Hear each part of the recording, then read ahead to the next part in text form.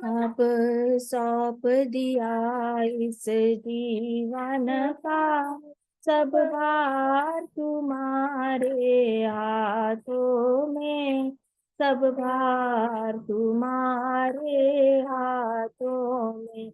अब जीत तुम्हारे हाथों में और हार तुम्हारे हाथों में, और हार तुम्हारे हाथों में।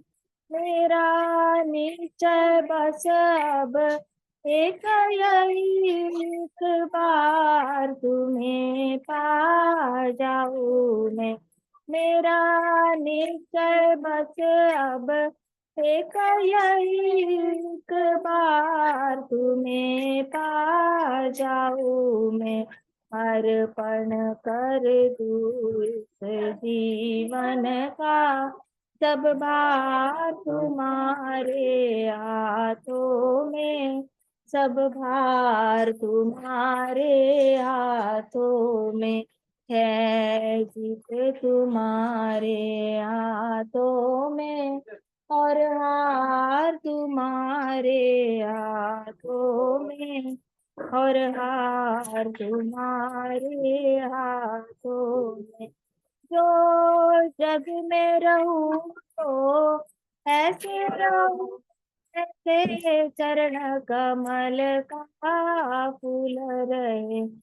जो जग में रहूं तो ऐसे रहूं जैसे चरण कमल का फूल रहे। मेरे गुर और दोष समर्पित है, सरकार तुम्हारे हाथों में, सरकार तुम्हारे हाथों में। है जीत तुम्हारे हाथों में और हार तुम्हारे हाथों में, हार तुम्हारे हाथों में। यदि मानुष का मुझे जन्म मिले तो तव चरणों का पुजारी बनूं। यदि मानुष का मुझे जन्म मिले तो तव चरणों का पुजारी बनूं। इस पूजक की एक एक रगता होतार तुम्हारे हाथों में, होतार तुम्हारे हाथों में। है जीत तुम्हारे हाथों में, हमारे हाथों में, प्रहार तुम्हारे हाथों में। नमो विष्णुपदाय कृष्णपृष्ठाय भूतले श्रीमते भक्तिवेदांत स्वामिनिते नामिने नमस्ते सारस्वते देवे गौरवाणी प्रचारिणे निर्विशेष शून्यवादी पाश्चात्य देशतारिणे। जय श्री कृष्ण चैतन्य प्रभु नित्यानंदा श्री अद्वैत गदाधर शिवासादि गौर भक्त वृंदा। हरे कृष्णा कृष्णा कृष्णा हरे हरे, हरे राम राम राम हरे हरे। ओम नमो भगवते वासुदेवाय, ओम नमो भगवते वासुदेवाय, ओम नमो भगवते वासुदेवाय। नारायणं नमस्कृत्यं नरं चैव नरोत्तमं देवीं सरस्वतीं व्यासं ततो जयम् उदीरयेत्। नष्टप्रायेषु अभद्रेषु नित्यं भागवत सेवया भगवती उत्तम श्लोकी भक्तिर्भवति नैष्ठिकी। मुखं करोति वाचालं पङ्गुं लङ्घायते गिरिं यत्कृपातमहं वन्दे श्रीगुरो दीनतारणम्। हरे कृष्णा कृष्णा कृष्णा हरे हरे, हरे राम राम राम हरे हरे। अभी क्या हुआ, जैसे ही शाल्व का वध हुआ तो उसी क्षण दंतवक्र, एक पुरुष था, दंतवक्र दिखने में बहुत खराब था, तो एक बहुत ही ज्यादा कुरूप राक्षस था वो। तो वो भयंकर राजा हाथ में गदा लिए खड़ा हो गया। अब ये दंतवक्र कौन था? Again he was best friend of Shalva. Shalva किसका बेस्ट फ्रेंड था? शिशुपाल का। शिशुपाल किसका बेस्ट फ्रेंड था? रुक्मी। रुक्मी किसका बेस्ट फ्रेंड था? जरासंध। जरासंध किसका बेस्ट फ्रेंड था? काल्यवन। काल्यवन किसका बेस्ट फ्रेंड था? कंसा। कंस किसका बेस्ट फ्रेंड था? जितने भी गोकुल में वृंदावन में राक्षस गए थे उन सब का। और इसका, हाँ, शंखचूड़ का। आप देख रहे हो राक्षसों की लाइन कैसे लगी हुई है, दोस्ती दोस्ती दोस्ती। तो जो लोग बहुत दोस्ती दोस्ती दोस्ती करते हैं वो एक दूसरे को, they are partners in crime also. So never make such kind of friendship. उस दिन मैं सुन रही थी महाराज कहते कि दोस्ती उसके साथ करो जो स्टूडियस हो, जो पढ़ाई करने में सीरियस हो। सीरियस और सिंसियर लोगों के साथ दोस्ती करने से आपके अंदर सिंसियरिटी आती है और सीरियसनेस आती है। लाइफ को बहुत कैजुअली केयरलेसली आप लेते नहीं हो। जिम्मेदारी झटकने वाली जो बात होती है वो उन बच्चों में होती है जो हर चीज को बहुत लाइटली लेते हैं। जिम्मेदारी अगर उठाने वाले बच्चे ढूंढने हैं तो वो सिंसियर और सीरियस बच्चों में मिल जाते हैं। तो अपना संग जो है वो सिंसियर और सीरियस बच्चों से घेर के रखो, तो आपका जीवन थोड़ा सा सरल हो जाएगा। आपको बहुत मेहनत से अपने अंदर डिसिप्लिन नहीं लानी पड़ेगी, बहुत मेहनत से सिंसियर नहीं बनना पड़ेगा, सीरियस नहीं बनना पड़ेगा लाइफ से। वो अपने आप ही आपके अंदर वो गुण आ जाएगा नेचुरली। आप अगर स्कूल का टॉपर बनना चाहते हो तो टॉपर्स के साथ उठो बैठो, आप सिंसियर बनना चाहते हो सिंसियर के साथ उठो बैठो। इस तरीके से दंतवक्र भी किसके साथ उठता बैठता था? शाल्व के साथ। जब उसका दोस्त चला गया दंतवक्र को बड़ा गुस्सा आ गया। दंतवक्र राजा था लेकिन राजा के रूप में असुर था। असुर मतलब राजा होकर भी उसको बहुत ऐसे अच्छे लुक्स नहीं प्राप्त हुए थे। नॉर्मली असुर लोग दिखने में थोड़े से ठीक ठाक रहते हैं, लेकिन ये पापा को देना। सो असुर लोग जो होते हैं, जाओ दीदी। तो असुर लोग जो होते हैं वो दिखने में सुंदर होते हैं लेकिन उनके कर्म बहुत खराब होते हैं। जैसे आप देखो बाहर के देशों में गोरी चमड़ी होती है लेकिन आते हैं इंडिया, इंडिया पे अटैक करते हैं। गोवा में पोर्तुगीज आए और इंडिया में ब्रिटिशर्स आए, फिर मुगल आए अफगानिस्तान के साइड से। सबकी चमड़ी बहुत ज्यादा गोरी गोरी थी लेकिन इन्होंने काम क्या किया? बड़ा ही दूसरे देश को बर्बाद करने वाला काम किया। तो असुर जो होते हैं वो दिखने में बड़े ज्यादा सुंदर होते हैं और दिखने में उनकी चमड़ी गोरी गोरी होती है, लेकिन इनके कर्म जो होते हैं बहुत ही ज्यादा कली वाले होते हैं। ठीक है, दंतवक्र उसमें से एक था लेकिन उसको दिखने में इतना सुंदर भगवान ने नहीं बनाया था। उसने क्या किया, हाथ में बड़ी सी गदा लेकर आ गया। जैसे उसको पता चला शाल्व मर गया है, थोड़ी देर में दंतवक्र ने द्वारका में एंट्री की। जोर से चिल्लाया, कृष्णा, यह अत्यंत प्रसन्नता की बात है तथा सौभाग्यपूर्ण अवसर है कि आज हम दोनों आमने सामने खड़े हैं। मेरे मित्र शाल्व को मारकर तुमने भयंकर भूल की है। कहता कि मुझे बहुत अच्छा लग रहा है कि हम फेस टू फेस आए लड़ाई करने के लिए, मेरे दोस्त को मारकर तो तुमने बहुत बड़ी गलती कर दी है। अपनी गदा से मैं तुम्हारे चिथड़े चिथड़े कर दूंगा। वो कृष्णा के टुकड़े टुकड़े करने आया था। ठीक है, अभी दंतवक्र और शाल्व में फर्क क्या है? शाल्व जो था उसकी मेंटालिटी कंस की तरह थी। कृष्ण को मारने से पहले फैमिली को मारो, कृष्ण को मार पाए तो ठीक है, कृष्ण को नहीं मार पाए तो फैमिली को मारो। शाल्व की मेंटालिटी थी सीधा फैमिली को मारो और फिर कृष्ण को मानसिक तरह से पूरा दुर्बल बना दो और फिर कृष्ण को मारो। जरासंध की भी मेंटालिटी ऐसी थी, मथुरा वासियों को मारो और फिर कृष्ण थोड़े से वीक हो जाएंगे फिर कृष्णा को मारने जाओ। फिर जरासंध ने 20,000 राजाओं को किडनैप किया कृष्ण को दर्द पहुंचाने के लिए। जो 20,000 राजा सरेंडर होने वाले थे, कृष्ण भक्त थे और युधिष्ठिर महाराज को सरेंडर होने वाले थे, वो 20,000 राजाओं को किडनैप करके कृष्ण के दिल को ठेस पहुंचाने की कोशिश की। अब कृष्ण जब हर्ट हो जाएंगे फिर कृष्णा को मारना है। तो ऐसे लोग आपको मिल जाते हैं जो शब्दों से बहुत ज्यादा दिल को ठेस पहुंचाते हैं, फिर हाथ लकड़ी पाव से बहुत ज्यादा ठेस पहुंचाते हैं, गन से पहुंचाएंगे, चाकू से पहुंचाएंगे। तो ये सारी मेंटालिटी जो होती है शाल्व मेंटालिटी है, जरासंध मेंटालिटी है। लेकिन दंतवक्र क्या था, जिसने मेरे दोस्त को मारा मैं उसी को मार डालूंगा। तो दंतवक्र ने क्या किया कि उसने कृष्णा को धमकाया। ऐसे कहकर वो सिंह की तरह गर्जना करते हुए अपनी गदा से कृष्ण के सर पर वार किया। कृष्णा के कहाँ पे वार किया उसने ऑलरेडी? सर पे, हेड पे वार किया उसने। कृष्ण 1 इंच भी नहीं हिले, कृष्णा थोड़े से भी नहीं हिले, टस के मस नहीं हुए। कृष्णा को तो जैसे थर्माकोल की गदा से मारा हो, कृष्णा को कोई फर्क नहीं पड़ा।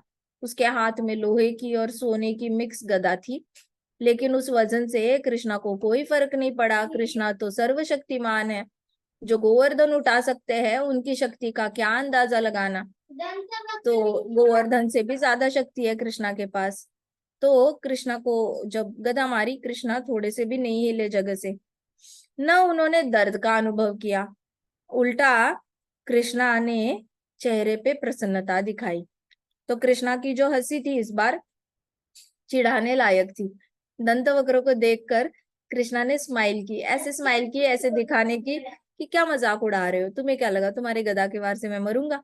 एक तो कृष्णा इसलिए नहीं मर सकते इसके गदा की वार से, क्योंकि कृष्णा का शरीर की जो ढांचा है, मटेरियल है, वो भूमि आपो नल वायु से नहीं बना हुआ। गदा बनी हुई है भूमि के एलिमेंट से, मिनरल से, मेटल से बनी हुई है।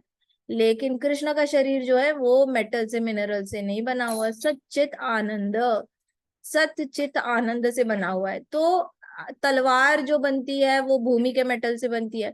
हमारा शरीर जो है earth water fire air ether से बनता है। तलवार से हमारा शरीर कट सकता है, आग से हम लोग जल सकते हैं, पृथ्वी जैसे मोटे मोटे पत्थर किसने डाले हमारे ऊपर तो हम चपाती बनकर मर भी सकते हैं। किसी ने बहुत आंधी तूफान लाया बहुत ज्यादा, तो हम उसमें गोल गोल घूम घूम के किसी घर के ऊपर गिरकर मर सकते हैं, या किसी पिलर के ऊपर लटक के हम मर सकते हैं। और हमारे ऊपर बहुत पानी आया जैसे सुनामी का, तो पानी से भी हम मर सकते हैं। लेकिन क्यों? क्योंकि हमारा शरीर जो है वो भूमि आपो नल वायु खम से बना हुआ है। अब हमारा शरीर earth water fire air ether से बना है, तो हमारे हमें मारने वाले जो ये है वेपन्स है, वो भी तो उसी चीज से बने होंगे। सिंपल सी बात है।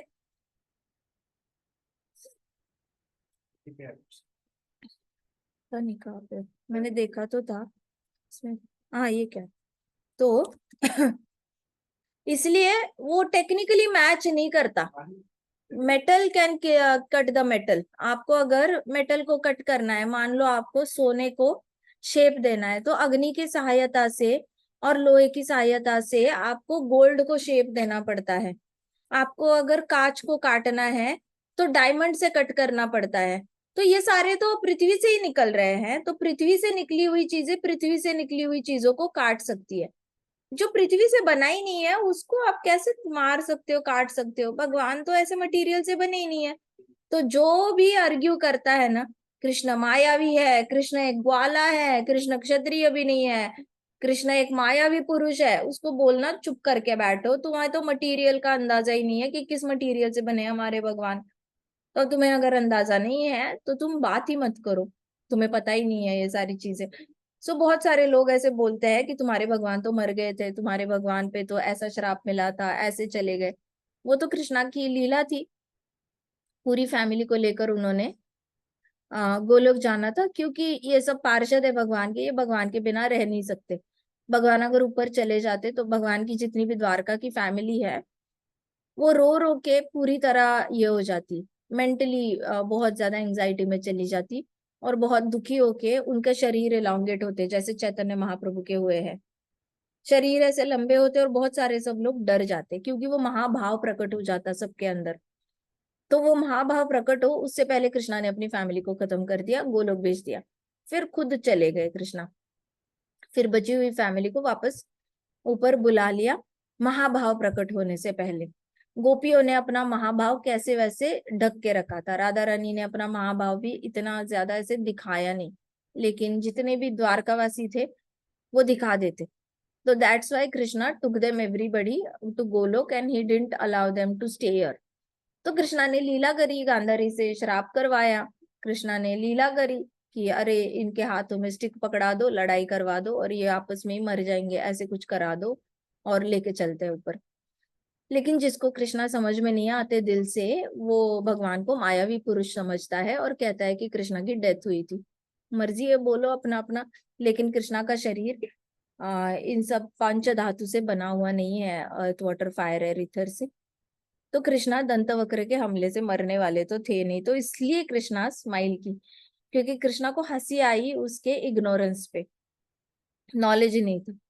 फिर कृष्णा ने एक कुशलता पूर्वक अपनी कौमुद की गदा से कृष्ण ने दंतवक्र की छाती पर इतना जोरदार प्रहार किया कि उसकी छाती के दो टुकड़े हो गए। तो कृष्णा ने बस अपनी कौमुद की गदा उठाई, जोर से उसके छाती पे प्रहार किया, उसके छाती के दो टुकड़े हो गए। वह रक्त की उल्टी करने लग गया, उसको बहुत ज्यादा खून की वोमिटिंग हो गई और उसके बाल जो है इधर बितर हो गए और वो धरती पर जोर से गिर पड़ा और इंस्टेंटली जो है वो मर गया। अभी जब कृष्णा ने गदा मारी थी ना, तो दंतवक्र पृथ्वी पे खड़ा नहीं था, ठीक है। दंतवक्र क्या कर रहा था, शाल्व का ही दोस्त था, तो थोड़ा सा तो उसके अंदर टेढ़ापन होगा। शाल्व जब भी अटैक करता था तो गुम हो जाता था, इनविजिबल हो जाता था। दंतवक्र के पास शक्ति थी कि वो फ्लोट करते करते अटैक कर सकता है। वो इतना हाइट पे जा नहीं सकता, लेकिन वो पृथ्वी पे खड़ा नहीं रहेगा, वो फ्लोट करेगा और कृष्णा पे अटैक करेगा। तो दंतवक्र की हाइट बहुत ऊपर ऐसे फ्लोट कर रहा था, जैसे ईगल होते हैं ना, ईगल्स ऊपर ऊपर से उड़ते हैं, तो उस हाइट पे दंतवक्र था। तो कृष्णा ने क्या किया, अपना हाथ लंबा किया, गदा भी उतनी ही लंबी करी और लंबा लंबा लंबा हाथ करके उसकी छाती पे मारा था। तो वहां से ऊपर से वो नीचे गिर पड़ा था उल्टियां करते करते। और फिर जैसे ही नीचे गिरा, उसके छाती के दो टुकड़े हो चुके थे और केश सारे दरपिदर हो चुके थे, उसके बाल, उसका मुकुट सब नीचे गिर गया था और वो इंस्टेंटली मरा। वहां पे जितने भी व्यक्ति उपस्थित थे, वहां व्यक्तियों की उपस्थिति में उस असुर में से दिव्य ज्योति एक सूक्ष्म कण निकला और आश्चर्यजनक रूप से भगवान श्री कृष्ण के शरीर में उसी प्रकार समा गया जैसे शिशुपाल की मृत्यु के समय हुआ था। दंतवक्र की बॉडी से एक स्पार्क निकला, छोटा सा कण निकला और वो कण सबने देखा कि वो ट्रैवल करते हुए जा रहा है और कृष्णा के शरीर में चला गया। तो सब लोग ऐसे देखते रह गए। प्रभुपाद कहते कि दंतवक्र और कोई नहीं, जय विजय में से एक था। जय विजय को जब श्राप मिला था वैकुंठ में, सनत कुमारों ने श्राप दिया था कि आप हमें अंदर नारायण भगवान से मिलने के लिए जाने नहीं दे रहे हो, आप हमें 5 साल के बच्चे समझ रहे हो, आपको पता नहीं कि हम लाखों लाखों साल तपस्या करके आए हैं, बस हमने शरीर 5 साल के बच्चे का लिया हुआ है, इसलिए आपने हमें मिसअंडरस्टैंड किया है और हमें बच्चे समझकर आप हमें आज्ञा नहीं दे रहे हो नारायण भगवान से मिलने की। हम आपको श्राप देते हैं कि आप मर्त्य लोक में जाओगे और राक्षस योनि, असुर योनि में 3 बारी जन्म लोगे। तो पहली बार जब जय विजय नीचे आए, तो लेकिन भगवान आए, नारायण भगवान सामने से आए, सनत कुमार और जय विजय के बीच में ये श्राप का सिलसिला हुआ, तो नारायण भगवान आए। नारायण भगवान ने उपवर दिया, कहती कि कोई बात नहीं, आप जाओगे तो आप इनको थोड़ा सा उपवर भी दे दो। तो उन्होंने कहा कोई बात नहीं, हर जन्म में भगवान आके आपका उद्धार करेंगे। तो जब हिरण्याक्ष और हिरण्यकश्यपु बनकर आए जय विजय, तो हिरण्याक्ष को मारने के लिए वराह अवतार बनकर आए नारायण भगवान और हिरण्यकश्यपु को मारने के लिए नरसिम्हा अवतार बनकर आए, ठीक है। नेक्स्ट टाइम फिर ये लोग किसके रूप में आए थे, रावण और कुंभकर्ण के रूप में। फिर वापस आए अभी शिशुपाल और दंतवक्र के रूप में। इसलिए जब शिशुपाल का सर कटा था, तो शिशुपाल बचपन से कृष्ण का याद करता था, लेकिन क्योंकि उसको श्राप मिला था वो अच्छे से याद नहीं कर पाता था। लेकिन वो पहले से ही जय है, वैकुंठ का द्वारपाल है, ही cannot live without remembrance of Krishna. अब मैं असुर योनि में हूं, मुझे तो कृष्णा को याद करना ही करना है, तो उसने कृष्णा को बुरा भला बोलकर याद किया, लेकिन वो स्मरणम के बिना रह नहीं सकता। लेकिन जो योनि मिली है उसमें तो जस्टिस करनी पड़ेगी। तो जो योनि मिलती है उसी योनि की तरह इंसान जो है वो बिहेव करने लगता है। जैसे आत्मा को कुत्ते का जन्म मिलता है तो वो रोड पे पड़ा हुआ ब्रेड भी खाता है, भाव भाव करता है, तो ये शरीर का धर्म अपना लेता है। वैसे ही अगर असुर योनि मिले तो आत्मा असुर का धर्म अपना लेती है। असुर का धर्म ही होता है कि वो भगवान को भला बुरा कहता है। तो शिशुपाल के रूप में जय आया था, तो उसने बचपन से ही भगवान का स्मरण किया था, लेकिन हमेशा कृष्ण की ईर्ष्या करते करते कृष्ण को याद किया था। बड़ा समझता है, चक्र लेकर घूमता है, बड़ा अपने आप को हीरो समझता है, अपने आप को क्षत्रिय समझता है, बड़ा अपने आप को बेस्ट समझता है। मेरे मित्र का मेरी होने वाली पत्नी को भगा के लेके गया, खुद को समझता क्या है। ऐसे करके आधा उसका आधा सेंटेंस ग्लोरिफिकेशन होता था और आधा सेंटेंस ईर्ष्या से भरा होता था। तो जितने भी नास्तिक लोग हैं, असुर लोग हैं, जब कृष्णा के बारे में बुरा बोलते हैं तो वो जो भी बोलते हैं उसमें कृष्ण नाम आ जाता है, तो उनकी सुकृति बढ़ रही होती है, लेकिन वो अपना स्वधर्म नित्य धर्म के खिलाफ जाकर बोल रहे होते हैं।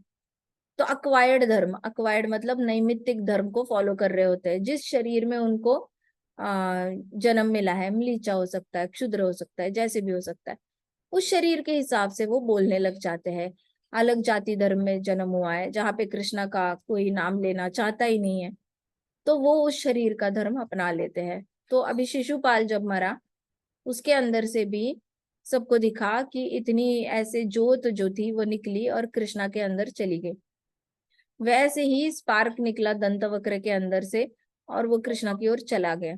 तो मायावादी लोग कहते हैं कि देखो देखो आत्मा विलीन होती है, अगर हम मेडिटेशन करेंगे तो हम लोग भगवान के शरीर में एंटर करेंगे।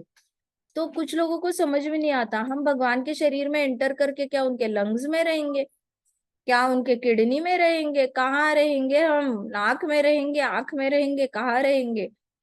तो मायावादियों ने नया कॉन्सेप्ट बनाया, क्या वेदांतिस्ट लोगों ने, बेस्ड ऑन उनको उपनिषद वगैरह जितना भी समझ में आ गया, उनको उपनिषदों में से और ऋग्वेद सामवेद यजुर्वेद से इतना पता चला कि भगवान लाइट लाइट भगवान की एनर्जी जो है लाइट है।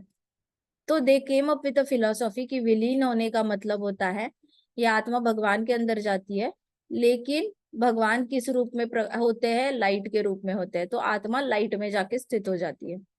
आप खुद बताओ, आप लाइट में जाके, मैं आपको एक लाइट रूम दे दूं लाइट रूम में जाके बोलूं बैठ जाओ, आपको कहीं से भी हैप्पीनेस मिलेगी क्या? Who gets happiness? आपको थोड़ी देर के लिए दुखों से बाहर आके अच्छा लगता है, आपको थोड़ी देर के लिए जो आसपास इतना किचकिच चल रहा है, एग्जाम्स देना है, होमवर्क करना है, टीचर डांट रही है, मम्मा डांट रही है, या फिर बहुत ज्यादा सब लोग मुझसे एक्सपेक्ट कर रहे हैं, तो सारी कभी दोस्त के साथ झगड़ा हुआ, ये हुआ वो हुआ, इसमें से आप बाहर आना चाहते हो, थोड़ी देर मेडिटेशन करोगे, लाइट दिखेगी, नो डाउट थोड़ा तो अच्छा लगेगा। लेकिन मैं आपको बोलूं कि आपने करोड़ों करोड़ों साल तक उस लाइट रूम में बैठना है। एक क्लाउड में जाके बैठो, चलो लाइट रूम भी छोड़ दो, एक क्लाउड बहुत ब्राइट है, उसके ऊपर जाके बैठो करोड़ों करोड़ों साल तक, मजा आएगा क्या? There is no fun over there, you are just sitting doing nothing, absolutely doing nothing. किसी को मेडिटेशन करने बोलो तो 1.5 घंटा 2 घंटा 3 घंटा कर लेंगे, कुछ लोग 6 घंटा भी कर लेते हैं, उसके बाद उनको बर्नआउट फील होता है, बहुत हो गया, अब हम एक एक हफ्ते का गैप लेंगे फिर 6 घंटे करेंगे, ऐसा। या फिर हर रोज हम 10 मिनट करेंगे, 1 घंटा करेंगे, 2 घंटा करेंगे, वीकेंड में हम 6 घंटा मेडिटेट करेंगे, ऐसे करके इनका चलता है। बट करोड़ों करोड़ों साल तक एक जगह बैठ के मेडिटेशन करना इज नेक्स्ट टू इम्पॉसिबल। सतयुग में भी किसी ने ऐसा नहीं किया है, कलयुग की तो बात ही छोड़ दो। तो द थिंग इज कि लोगों ने जो मिस इंटरप्रेट किया है कि दंतवक्र के अंदर से आत्मा कृष्णा के अंदर चली गई, शिशुपाल की आत्मा कृष्णा के अंदर चली गई, जो दिखे थे वो परमात्मा रूप दिखे थे, जो भी ये लीला देख रहे थे वो सब कृष्ण के भक्त थे, ऊपर से देवता लोग देख रहे थे वो कृष्णा के भक्त, द्वारकावासी देख रहे हैं ये सारा युद्ध द्वारका में हो रहा है, द्वारकावासी कौन है? कृष्ण के भक्त है, गोलोक से आए हुए हैं, प्रकट हुए हैं। तो they get the opportunity to see the परमात्मा रूप ऑफ कृष्णा ऑल्सो। कोई साधारण इंसान को कृष्णा का दर्शन नहीं होता।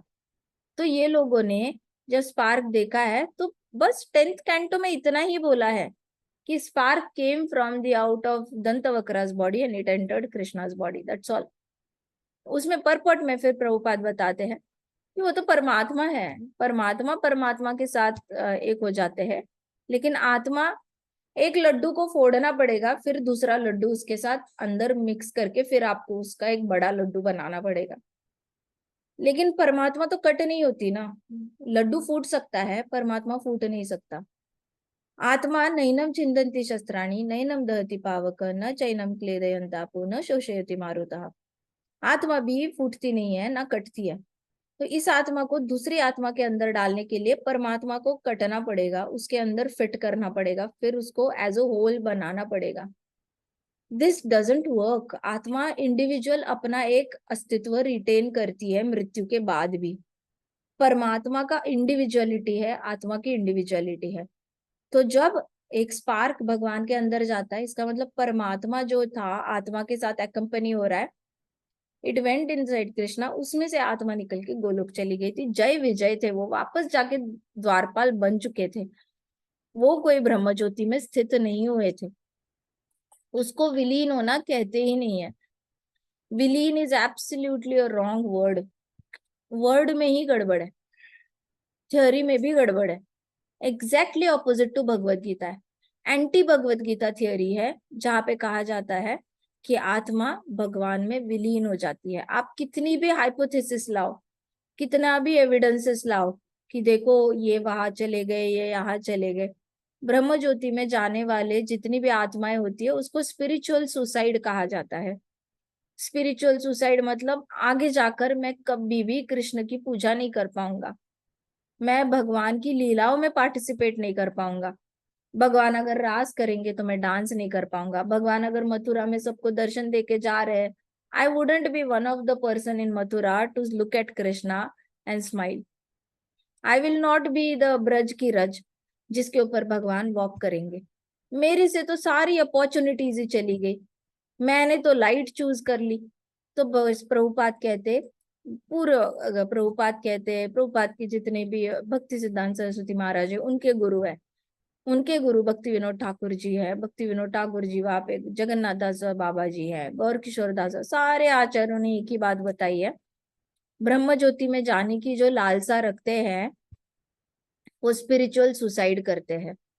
उनके हाथ से हमेशा के लिए कृष्ण भगवान की पूजा करने का, नारायण भगवान हो सकते हैं, फिर हमारे हिरण्यकश्यप, ये नरसिम्हा भगवान हो सकते हैं, अच्युत हो सकते हैं, माधव हो सकते हैं, गोविंद हो सकते हैं, वेंकटेश बालाजी हो सकते हैं, गुरुवायूर हो सकते हैं, अनलिमिटेड वैकुंठा प्लैनेट से श्री राम जी है, श्री राम जी का अपना वैकुंठ प्लैनेट है।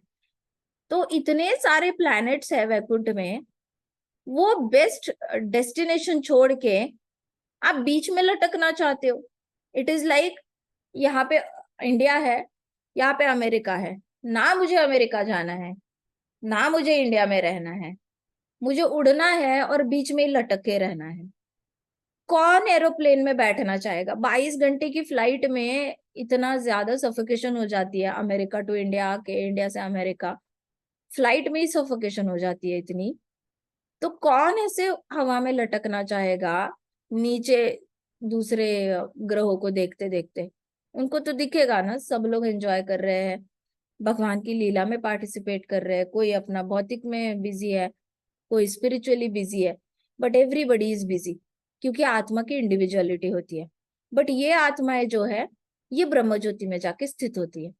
कृष्णा ने ब्रह्म ज्योति वाली डेस्टिनेशन किसको दी थी? धृतराष्ट्र को दी थी, दुर्योधन को दी थी, कौरवों को दी थी। कृष्णा के सामने मृत्यु हुआ, इसलिए उनको जन्म मृत्यु के चक्र से मुक्ति तो मिल गई, लेकिन उन्होंने कृष्णा का द्वेष किया, इसलिए उनको वैकुंठ प्राप्ति नहीं हुई, उनको गोलोक प्राप्ति नहीं हुई। कितनी बड़ी पनिशमेंट है। ही Saint them to the Brahma Jyoti. Jio, boring जियो, आपको जितना मेरा द्वेष करना है ब्रह्म ज्योति में जाओ, मैंने आपका उद्धार किया, आपको मैंने जन्म मृत्यु के चक्र से बाहर निकाला, अब जाओ और ब्रह्म ज्योति में अपना टाइम बिताओ।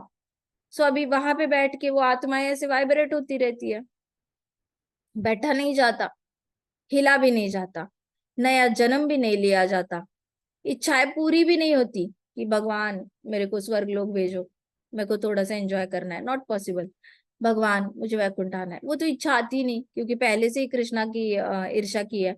तो देखते हैं और उनको लगता है ये सब टाइम पास है, कोई फायदा नहीं, हम यहीं पे ठीक है।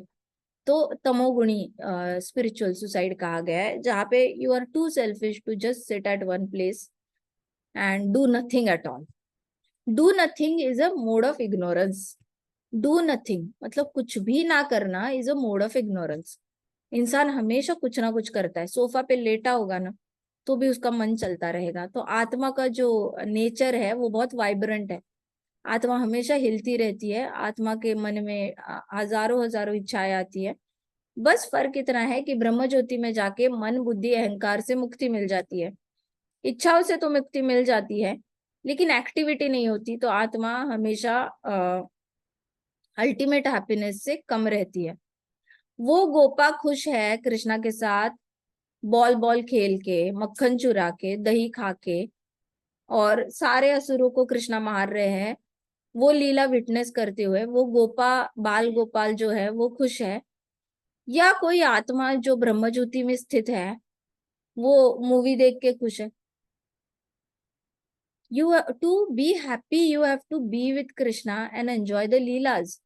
If you are not with Krishna, then the happiness is very limited. Simple सी बात है, श्री राम जी के साथ होते हुए बंदरों को भी, वानरों को इतनी खुशी मिली थी। श्री राम जी से दूर रह के तो वानर भी दुखी थे, विभीषण भी दुखी था, उनको भी मजा नहीं आ रहा था श्री राम जी से दूर जाके। सीता मैया की तो बात ही अलग है। तो भगवान के साथ रह के आनंद आता है भगवान से दूर जाके आनंद नहीं आता। सो ये जो दंत वक्र है ये विलीन नहीं हुआ था, शिशुपाल विलीन नहीं हुआ था। This word is wrong. ये लोग भगवान के शरीर में परमात्मा के साथ एकम्पनी करके गए, लेकिन परमात्मा कृष्णा के साथ एक हो गई। आत्मा जो है जय विजय बनकर वैकुंठ लोक में, they stayed there and there परमात्मा accompanied in their heart again. So ये विलीन होने वाला कॉन्सेप्ट आज के बाद ये लीला सुनकर कभी कंफ्यूज मत होना, किसी भी तरीके से कंफ्यूज मत होना। भागवतम में आपको मोर देन 38 to 48 स्टोरीज मिलेंगी जहां पे विलीन होना पूरी तरह खंडन हुआ है। भगवत गीता में सेकंड चैप्टर में पूरी तरह विलीन होने को का खंडन किया हुआ है कृष्णा ने। कृष्णा स्वयं खंडन करते हैं, ध्यान योग में भी खंडन करते हैं विलीन होने का। सो थोड़ी सी बुद्धि लगाना, दिल दिल से भागवत सुनोगे तो आपको समझ में आएगा कि हम बहुत बड़ी मिसअंडरस्टैंडिंग के शिकार हुए हैं। इंडिया में जो वेदांतिस्ट कल्ट चला था बहुत ज्यादा, ब्रिटिशर्स आए थे और ब्रिटिशर्स जाने के बाद इनको इंडिया पे रूल करना था, लेकिन समहाउ वैष्णव जो है वो फ्लरिश कर गए भक्ति सिद्धांत सरस्वती महाराज की वजह से, और वेदांतिस्ट स्टैब्लिश नहीं कर पाए। लेकिन हर धर्म सभा में वैष्णवों ने धर्म सभा में मायावादियों को हराया है। जितनी भी धर्म सभा होती थी कहीं पे भी आज तक मायावादी प्रूव नहीं कर पाए कि कैसे आत्मा परमात्मा के अंदर जाके फिट हो जाती है। हो ही नहीं सकती, परमात्मा कटते ही नहीं है, परमात्मा कटते नहीं है तो उसके अंदर नहीं जा सकती। अगर परमात्मा को हवा भी समझा जाए और आत्मा को हवा समझा जाए, दूसरी हवा एक हवा में मिक्स हो जाती है। इट इज लाइक फूल की फ्रेग्रेंस एक स्टेडी गुलाब जामुन की खुशबू में मिक्स हो रही है, फिर भी दोनों का इंडिविजुअलिटी है। गुलाब जामुन की अपनी खुशबू है, फूल की अपनी खुशबू है, वो मिक्स हो जाते हैं। उस गैस को अलग करोगे तो भी उनकी अपनी खुशबू रहेगी। तो दो खुशबुएं आप मिक्स कर सकते हो, दो खुशबुओं को अलग भी कर सकते हो। जितने भी परफ्यूम्स बन रहे हैं, परफ्यूम्स में ऐसे ही होता है, दो खुशबुओं को मिक्स करते हैं फिर अलग अलग डाल के भी बेचते हैं। सो इंडिविजुअलिटी कहीं नहीं जा रही है परमात्मा की और आत्मा की। तो विलीन होना is a very wrong concept. उसमें कभी ये मत होना कोई गुरु आकर आपको बताएगा, कोई लोग आकर बताएंगे मेडिटेट करो, भगवान में विलीन हो जाओ, समाधि लो, जिंदा समाधि ले लो। इसमें बहुत ज्यादा मैजिकल पावर्स में बह मत जाना। बहुत महत्वाकांक्षी बनोगे तो पछताओगे। बहुत महत्वाकांक्षा आ जाती है कि मुझे शरीर छोड़कर उड़ना है, दूसरे प्लेनेट पे जाना है, मान के चलो आप चले भी गए, ब्रह्मलोक तक चले भी गए, वहां से वापस पृथ्वी पे आना पड़ेगा भक्ति करने के लिए। वहां पे जब तक ब्रह्मा जी की मृत्यु नहीं होती ना ब्रह्मलोक में, तब तक अगर ब्रह्मा जी वैकुंठ गए तो उनके साथ आप वैकुंठ जा पाओगे, क्योंकि ब्रह्मलोक में ब्रह्मा जी गुरु होते हैं। अगर आपके ब्रह्मा जी उस डेस्टिनेशन पे ब्रह्मा जी ने इच्छा रखी कि मैं 400 ब्रह्मा हूँ, हेडेड ब्रह्मा हूँ, मुझे अभी 10 हेडेड ब्रह्मा का पोजीशन चाहिए क्योंकि वो ब्रह्मांड ज्यादा बड़ा है, मुझे उस प्रमोशन में ज्यादा इंटरेस्ट है, तो वो ब्रह्मा जी अगर दूसरे ब्रह्मांड के ब्रह्मा जी बने, तो जो भी ब्रह्मा जी का डिसाइबल बन के मेडिटेशन कर रहा है ब्रह्मलोक, सत्यलोक और जनलोक में जाकर, उन्होंने अपने गुरु के पीछे दूसरे ब्रह्मांड में जाना है और 10 हेडेड ब्रह्मा जी के नीचे मेडिटेशन करना है। आपकी लाइफ ही बर्बाद हो जाती है फिर, क्योंकि गुरु ऐसा चुन लिया जिसके अंदर बहुत महत्वाकांक्षा है ये ब्रह्मांड से दूसरे ब्रह्मांड में जाने की। और क्यों चुना? क्योंकि मेरे अंदर महत्वाकांक्षा थी कि मैं पृथ्वी से उठ के ऊपर के लोकों में फ्लोट करूं, मुझे विमान की जरूरत ना पड़े, मैं बस आंखें बंद करूं, जगह का नाम बोलूं और मैं वहां पे प्रकट हो जाऊं। ये महत्वाकांक्षा लेकर डूब जाती है। सो ध्यान योग, विलीन होना, ये कॉन्सेप्ट में बहुत ज्यादा उलझ मत जाना। ये एक स्पिरिचुअल सुसाइड है, एक मार्ग है जो लगता बहुत मीठा है, दिखता बहुत ज्यादा सात्विक है, लेकिन ये वैसा ही है जैसे पंछियों के लिए दाना डाला जाता है और फिर जाल डाला जाता है और जालों से पकड़ लिया जाता है, या फिर एक गड्ढा है उसमें ग्रीन पत्ते डाले हुए, हाथी भाग के आता है और उस गड्ढे में गिर जाता है। उस तरीके का सुसाइड है जहाँ पे आपको लगता है कि बहुत मिठास है लेकिन कोई उसमें मजा है नहीं। डेस्टिनेशन ब्रह्म ज्योति ही है। कोई ब्रह्मा जी मिले जो सोचते हैं मैं वैकुंठ जाऊंगा, मैं नारायण भगवान की सेवा करना चाहता हूँ, तब जाके उस ब्रह्मा जी के नीचे के जितने भी ऋषि मुनि हैं, वो ब्रह्मा जी के मृत्यु के बाद ब्रह्मा जी के साथ साथ उसी शरीर में वैकुंठ जाएंगे। लेकिन अगर ब्रह्मा जी ने सोचा मुझे निराकार रूप से ज्यादा आसक्ति है, तो ब्रह्मा जी अगर गए ब्रह्म ज्योति में तो उनके लाखों लाखों शिष्य ऋषि मुनि हैं, वो ब्रह्म ज्योति में जाएंगे। तो ब्रह्मा जी का जो डेस्टिनेशन होगा वही डेस्टिनेशन सारी ध्यान योगियों का हो जाएगा। So don't risk your life in this way. एक ही लाइफ, अभी ये लाइफ जो मिली है, जितना ज्यादा हरि नाम राम नाम लेंगे उतना ज्यादा पिछले करोड़ों करोड़ जन्मों का पाप कटेगा, सारा पुण्य इकट्ठा आएगा और घर में बरकत आएगी, बच्चों का भला होगा, खुद का भला होगा, हेल्थ अच्छी रहेगी, आपकी वेल्थ अच्छी रहेगी, आपको हैप्पीनेस मिलेगी और सभी मतलब अच्छे से रहोगे। उसके लिए करोड़ों करोड़ जन्मों का पाप काटना पड़ेगा। वो सिर्फ हरि नाम है और कोई नाम में इतनी शक्ति है नहीं कलयुग में। हरि नाम से करोड़ों करोड़ जन्मों का पाप कट जाता है और सारा पुण्य इकट्ठा होकर आपको बहुत सक्सेस देता है। हालांकि भक्तों को सक्सेस नहीं चाहिए होती क्योंकि भक्त इतने महत्वाकांक्षी होते नहीं है, लेकिन भक्तों को कृष्णा के पास जाना है। कृष्णा के पास जाने के लिए, वैकुंठ प्राप्ति करने के लिए यहाँ का अकाउंट खत्म करना बहुत जरूरी है। अगर वॉलेट में 100 रुपए है, वो खर्च करके खत्म करना बहुत जरूरी है। 100 रुपए होंगे तो अगला जन्म लेके आना पड़ेगा वो 100 रुपए खर्च करने के लिए। वैसे ही पुण्य का अकाउंट भरा होगा, अगला जन्म लेके आना पड़ेगा बहुत सुंदर सुंदर सुंदरी बनकर, बहुत फेमस बनकर, बहुत पढ़ा लिखा बनकर या बहुत रिच बनकर आना पड़ेगा। पुण्य काटना पड़ेगा। जैसे अंबानी के बच्चे हैं, बहुत रिच रिच लोगों के बच्चे हैं, ये पुण्य का कोटा खत्म करने के लिए आते हैं। इनका पाप का कोटा खत्म हो गया होता है, पुण्य का कोटा खत्म होने के लिए बहुत सुंदर बनकर आते हैं, रिच बनकर आते हैं, फेमस बनकर आते हैं। तो हमें वैसे वापस आना पड़ेगा। सो इस जन्म में अगर हरि नाम ले लेते हैं तो भगवान इतने अच्छे हैं कि पुण्य भी खत्म करवाते हैं सब अच्छा अच्छा देकर, पाप खत्म करवाते हैं कुछ भी बुरा ना करके, और फिर फाइनली हमें वैकुंठ जाने के लिए अकाउंट पूरा खत्म कर देते हैं और लेके जाते हैं। कई लोगों की, भक्तों की ये मिसअंडरस्टैंडिंग है कृष्णा को लेकर।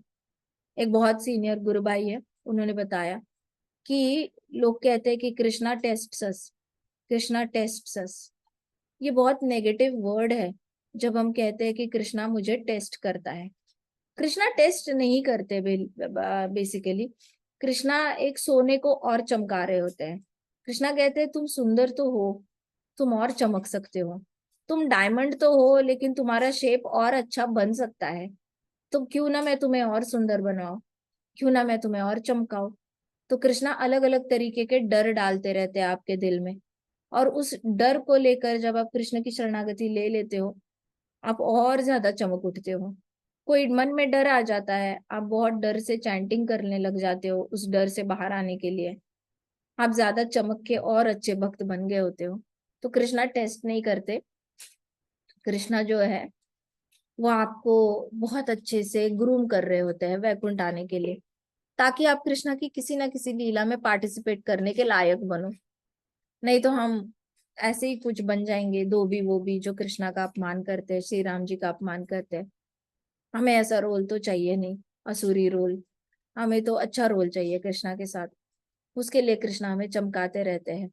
और जब भी बहुत ज्यादा अच्छा होता है हमारे साथ, वो कृष्णा ही कर रहे होते हैं। और जब ऐसा लगता है कि अरे इस सब्जेक्ट में तो मैंने फेल होना चाहिए था, मैंने लिखा ही कम था, लेकिन फिर भी मुझे मार्क्स मिल गए, सोचना कृष्णा पिछले जन्म के पाप जो है वो कट कर रहे हैं और पुण्य के रिजल्ट दे रहे हैं। कभी कभी ऐसे होता है, किसी को लगता है हाँ मैंने इतना तला हुआ खाया था फिर भी मैं मोटा नहीं हुआ, हाँ मैंने 10 आइसक्रीम खाए थे फिर भी मुझे सर्दी नहीं हुई, देखो मेरे साथ कैसे हुआ। तो कभी कभी भक्त लोग बड़े ज्यादा सरप्राइज हो जाते हैं कि कृष्णा प्रोटेक्ट कर रहे हैं शायद। हमारे पास उस दिन कुछ भी खाने को नहीं था, सिर्फ आइसक्रीम पड़े थे, हम रथ यात्रा कर रहे थे, प्रसादम खत्म हो गया था, बचे हुए थे, सिर्फ आइसक्रीम पड़े हुए थे, भूख लगी थी, हमने इतने आइसक्रीम खाए, लेकिन हम बीमार ही नहीं पड़े। तो इस तरीके से भगवान कर क्या रहे होते हैं, आपका पाप काट रहे होते हैं। इसलिए जिसका रिएक्शन आना चाहिए उसका भी रिएक्शन नहीं आता। ऐसे बहुत इंस्टेंसेस होते हैं जहाँ भक्तों के हाथों से पाप होते हैं और उनको पापों के रिएक्शन ही नहीं आते। तो उनको समझ में आता है कि अरे कृष्णा बचा रहे हैं, इसका मतलब ये नहीं कि मैं कृष्णा को ग्रांटेड ले लूं, मैं और ज्यादा भक्ति बढ़ा देता हूँ। तो वो पाप करना बंद करते हैं इवेंचुअली। तो दंतवक्र का जो भाई था विदुरथ, दुखी हो गया जैसे ही दंतवक्र मर गया। अब उसका भाई जो था वो भी अटैच्ड था, आसक्त था अपने भाई से। तो विदुरथ बहुत क्रोधी हो गया, सांस भरते हुए तलवार लेकर और ढाल लेकर कृष्णा के सामने आ गया। और उसी क्षण कृष्णा को उसने धमकी दी कि तुम्हारी हिम्मत कैसे हुई मेरे भाई को मारने की। मेरा भाई को कोई साधारण पुरुष था नहीं, तुमने उसको मारने की हिम्मत कैसे की। अब मैं तुम्हें जिंदा नहीं छोड़ूंगा। ऐसे करके उसका भाई आ गया, विदुरथ आ गया। विदुरथ जैसे ही आया, कृष्णा ने वापस Sudarshan Chakra, Krishna was in no mood to play along. Krishna खेलने इसके साथ, पौंड्रिक के साथ कृष्णा ने थोड़ा मजाक किया था, वराह बनकर हिरण्याक्ष के साथ मजाक किया था। तो कृष्णा मजाक करने में आते हैं, लीला करने पे आते हैं तो लंबा लंबा खेलते भी है। लेकिन यहाँ पे कृष्णा वॉज नॉट इंटरेस्टेड। हाँ, कभी कभी हमें युद्ध डिस्कस करने में 2-3 दिन लग जाते हैं। यहाँ क्यों दंतवक्र को फास्ट मारा, शाल्व को फास्ट मारा, विदुरथ को भी चक्र लेकर गला काट डाला, क्यों ऐसे किया? क्योंकि कृष्णा जो है वो हर्ट हुए थे द्वारका वासियों पे, जिस तरीके से शाल्व ने अटैक किया था, खून निकाला था, सांप फेंक के मारे थे, द्वारका वासियों को विष से मार रहा था, वो चट्टाने गिरा रहा था। तो कृष्णा के डिवोटीज को उन्होंने सीधा अटैक किया था, फैमिली पर अटैक किया था। सो कृष्णा बहुत ज्यादा क्रोधित थे और साथ साथ डिसअपॉइंटेड भी थे। तो कृष्णा ने कोई लीला नहीं करी इन लोगों के साथ लड़ाई करके, सीधा कृष्णा ने सुदर्शन चक्र लिया and he killed it, he just killed him, दंत विदुरथ को भी मार डाला। और उसके कान भी काट डाले, उसके कान जो थे वो ऐसे कान काटे, पहले सुदर्शन चक्र से कान काटे तो उसके कान का जो ये कर्णफूल होते हैं, ऐसे कुंडल होते हैं, वो कुंडल ऐसे अलग अलग जगह पर गिरे, कान काटे और फिर गला काटा कृष्णा ने। ऐसे शक्तिशाली और पापी असुरों का वध करना कृष्ण के अतिरिक्त किसी के लिए भी संभव नहीं था। शाल्व को मारने की कोशिश किसने की? प्रद्युम्न ने की, कृष्णा के 10-10 बेटों ने की, बेटों के हर बेटे के 10-10 बेटों ने की। तो टोटल परम्यूटेशन कॉम्बिनेशन से देखो लाखों लाखों बच्चे हो जाते हैं कृष्णा के, लेकिन सारे बच्चों ने 16,108 रानियों के 10-10 बच्चों ने शाल्व को मारने की कोशिश की थी। नो बडी सक्सीडेड। उनके पोते भी थे 10-10 छोटे छोटे, उन्होंने भी अटैक करने की कोशिश की, कोई शाल्व को नहीं मार पाया। कृष्णा को आना पड़ा। तो शाल्व की शक्ति देखो। तो इसलिए यहाँ पे कहा गया है कृष्ण के अतिरिक्त किसी के संभव नहीं था शाल्व का वध करना, ना ही दंतवक्र और विदुरथ का वध करना। महान ऋषि, तपस्वी, सिद्ध, गंधर्व लोगों ने, विद्याधर, किन्नर, चारुण, ये सब ने फूल बरसाना शुरू किया कृष्ण पर और कृष्ण की स्तुति में गाने गाना शुरू किया। अप्सराओं ने ऊपर से नृत्य करना शुरू किया और कई सारे ऋषि मुनि आए, उन्होंने काव्य गाना शुरू किया, कृष्ण की स्तुति में अच्छे अच्छे संगीत गाना शुरू किया। तो भगवान श्री कृष्ण वृंशी वंश के सभी सदस्यों तथा यदुवंश के सहित द्वारका नगरी लौट आए। फिर कृष्णा अभी बॉर्डर पे लड़ाई कर रहे थे, कृष्णा द्वारका आए। कृष्णा ने सारे द्वारका वासियों को पुनः पहले जैसे बना दिया। जिसका हाथ कटा था, किसी किसी के मुंह से पॉइजन निकल आया था क्योंकि शाल्व ने स्नेक्स फेंक के मारे थे ऊपर से, तो कृष्णा ने सबकी बॉडी रिटर्न कर दी। So Krishna has that capacity. So never say never when you come to Bhagavatam, never say never, इतना याद रखना चाहिए। अगर हमें लगता है, क्योंकि एक भक्त थे अमेरिका में, उनका हार्ट बंद हो चुका था और 15 मिनट बंद होने के बाद भी उनका हार्ट वापस बीट करने लग गया। एक माता जी है, न्यूजीलैंड में है, नहीं ऑस्ट्रेलिया में है, तो वो माता जी का हार्ट 45 मिनट्स के लिए बंद हो चुका था। She was declared dead. लेकिन डेड डिक्लेयर होने के बाद डॉक्टर ने, सब रिश्तेदारों ने साइन किया वगैरह कि आप इनको वापस ले जाओ। तो वापस ले जाने के लिए गए तो वहां पे उनको वो जो मॉनिटर होता है वहां पे उनके हार्ट की ऐसे ऐसे लाइन दिखाई दी थी। So when it comes to Krishna, never say never. द्वारकावासी, सारे मरे हुए द्वारकावासियों को कृष्णा ने जिंदा कर दिया था। कृष्णा की मर्जी होगी तो 40 में मरने वाले लोग 60 में मर जाते हैं। 60 में जिसकी मृत्यु लिखी होती है वो 90 में मरता है। जो कृष्णा की मर्जी होगी तो कृष्णा लंबी आयु दे सकते हैं। जितना ज्यादा वक्त भागवतम के साथ बिताया जाता है, हरि नाम के वक्त बिताया जाता है, उतनी आयु लंबी होती है। जितना ज्यादा वक्त नॉन कृष्णा कॉन्शियस एक्टिविटी में बिताया जाता है, वो हमारी कुंडली के टाइम में काउंट होता है। तो इसलिए जो लोग कृष्णा कॉन्शियस नहीं होते, वो कुंडली के हिसाब से जो उम्र बताई है उसी उम्र में उनकी डेथ हो जाती है।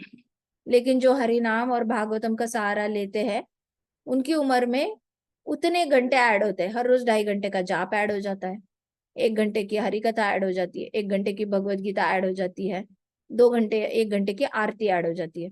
हर रोज के 5-5 घंटे इकट्ठे होते रहते हैं उनके, और 5-5 घंटे ऐड होते होते उनकी उम्र बढ़ रही होती है।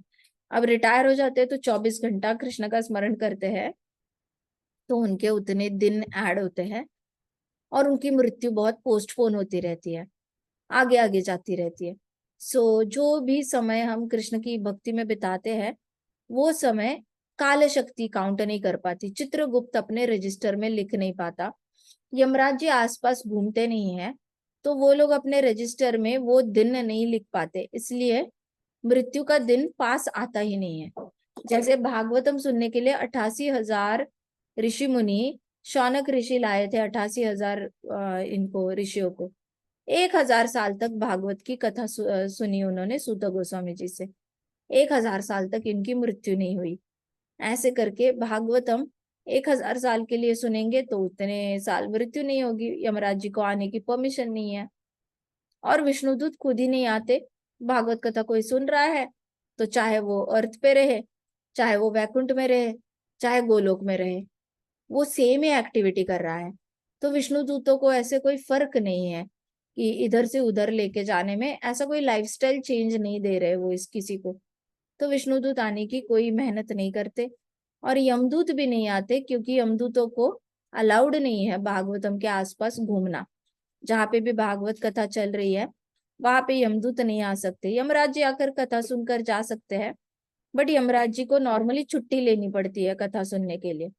तो नारद मुनि कंपलसरी आते हैं सुनने के लिए, देवी देवता भी आते हैं, कृष्णा भी आते हैं, कुंती माता आती है, ये सब आते हैं, लेकिन मृत्यु नहीं आता, काल शक्ति नहीं आती। इसलिए जितनी लंबी देर भागवत कथा आप दिन में जब बैठते हो, हम तो यहाँ शाम को 1 घंटा हरि कथा करते हैं, आपके पास भागवतम होगा, दिन में जब जब फ्री टाइम मिले खोल के बैठो और पढ़ो। अभी जैसे आज देख रहे हो मेरा गला खराब है, तो कल से ही हम लोग थोड़ा सा ये चल रहे हैं, लेकिन कल का संडे को शाम को लेक्चर था, तो कल को संडे को हम सुबह 9 बजे बैठे थे, हमने रामायण पढ़ना शुरू किया।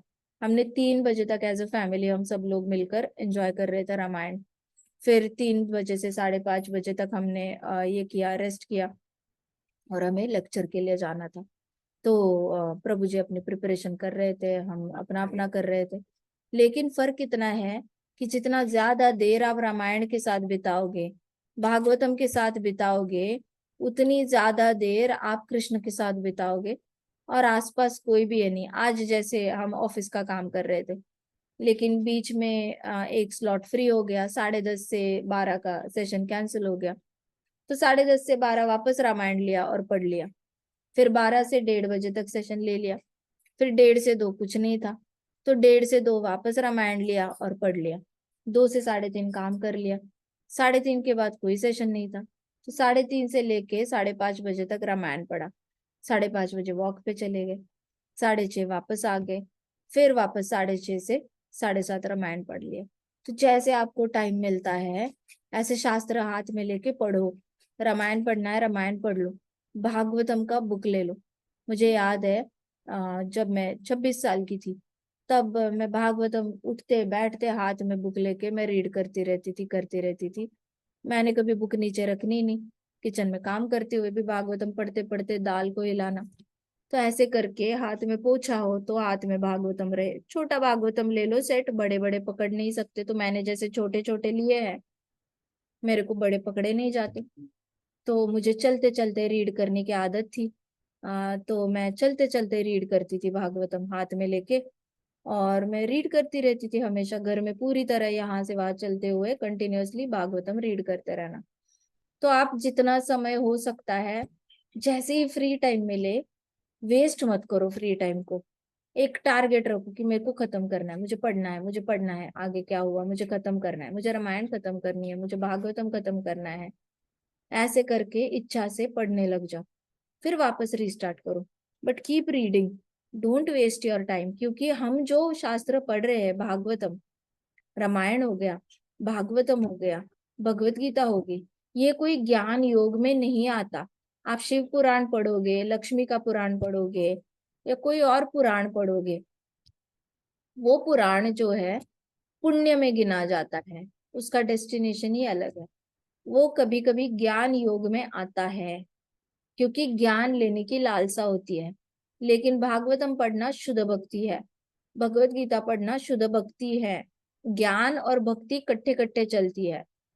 रामायण पढ़ना भक्ति है, ज्ञान और भक्ति भाव कट्ठे कट्ठे चल रहा है। ये नहीं कि मेरा रामायण खत्म होने के बाद मुझे श्री राम जी पे प्रेम भाव आ जाएगा, भागवतम खत्म होने के बाद मुझे कृष्णा अच्छे लगेंगे, नो। भागवतम पढ़ते पढ़ते ही कृष्णा अच्छे लगने लग जाते हैं, कृष्णा के साथ संबंध गहरा होने लगता है, कृष्णा के साथ संबंध गहरा हो जाता है, फिर आपका रिश्ता पक्का हो जाता है। रिश्ता पक्का होने के बाद आपका जाप और भी सुंदर हो जाता है, क्योंकि अब आपका पर्सनल रिश्ता है कृष्णा के साथ। अब कोई बाहर से आके आपको पुश नहीं कर रहा है, आपको मोटिवेशन की जरूरत नहीं पड़ती है अंदर से कोई। इसलिए हर फ्री टाइम जो है शास्त्रों के साथ बिताओ, टाइम वेस्ट मत करो, क्योंकि काल शक्ति जो है और चित्रगुप्त जो है सब काउंट कर रहे हैं। जो टाइम वेस्ट हो रहा है वो मृत्यु की ओर लेके जा रहा है, और जो कृष्ण भक्ति में शास्त्र पढ़ने में जो टाइम इन्वेस्ट हो रहा है वो आयु लंबी कर रहा है। सो अपने साथ किसी और का भला करने से पहले अपना भला करो, फिर अपने आप ब्रह्मांड का भला हो जाता है। लेकिन अपना भला करना सीखो सबसे पहले तो, ठीक है। ग्रंथराज श्रीमद् भागवतम की जय, शिला प्रभुपाद की जय, श्री श्री राधा श्याम सुंदर की जय, श्री श्री कृष्ण बलराम की जय, वृंदावन धाम की जय, समस्त भक्त वृंद की जय। हरे कृष्णा कृष्णा कृष्णा हरे हरे, हरे राम राम राम हरे हरे। हरे कृष्णा महासंकीर्तन यज्ञ की जय।